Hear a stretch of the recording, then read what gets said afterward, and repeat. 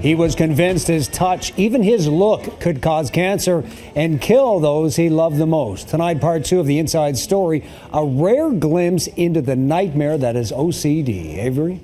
And Tom, obsessive-compulsive disorder ruled Harlan Kirshenbaum's life. In fact, it turned him into a virtual prisoner. He was terrified of the hundreds of what he thought were deadly triggers. Tonight, how Harlan got his life back. This is Harlan Kirshenbaum reliving the rituals that held him hostage for 12 debilitating years. Harlan believed that if he looked at certain things, banks, bad numbers, street lights, even his own toes, that those he loved most would die. For about a decade, I wasn't able to even hug my mom. Because you thought she'd die if you touched her. Yeah, I thought she would get cancer again.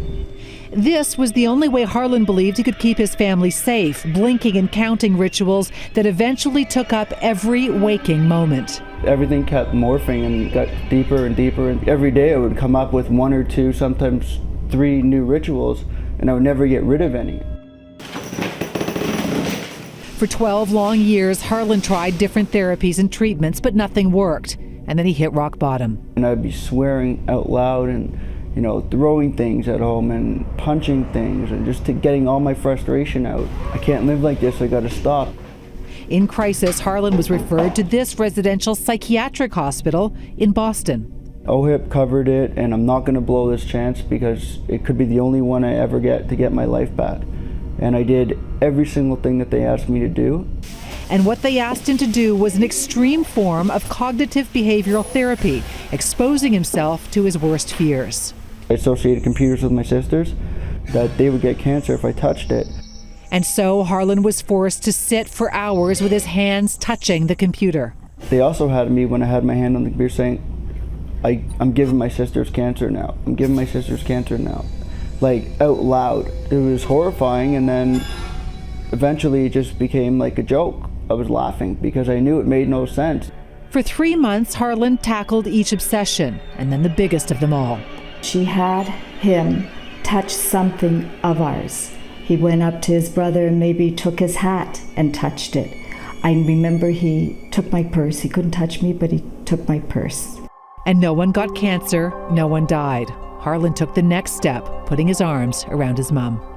And that's when the crying started, all of us. I felt like taking glue and gluing myself and pulling him towards me.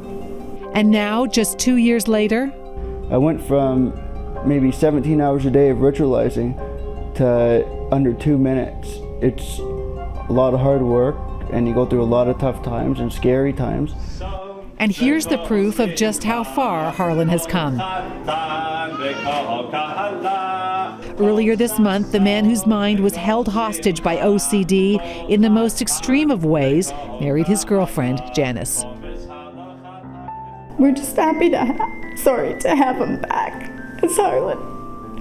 And I just want him to stay that way and be happy and healthy and enjoy life.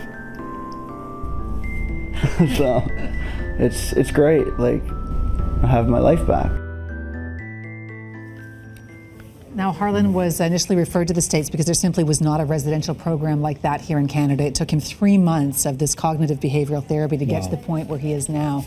Sunnybrook, though, has just opened this revolutionary anxiety disorders clinic that specializes in OCD, and we'll have details on our website on how you can get in touch with that. And how is he today? He looks terrific, but he must battle this every minute of his life still. He knows right? that it's constantly going to be a battle, that it's something that he has to always sort of work on, and using this therapy that he learned, how to keep it under control. But compared to the guy, I mean, he wore socks in the shower for years because he thought his toes, if he looked at them, it would end up in the death of his parents. And I mean, he really was extreme, and he's doing amazingly. And he also had his family involved in a lot of his rituals too, and it's nice to see the whole family move on. They're a lovely family, and it's great to see Harlan move on as well. Yep. I'd love to have any information that you might have on a story idea. You can reach out to me on Twitter at CityAvery. Also, you can go to our Facebook page, Inside Story with Avery Haynes. Now, the Inside Story runs every Tuesday and Thursday here on City News. All segments are on our website, citynews.ca.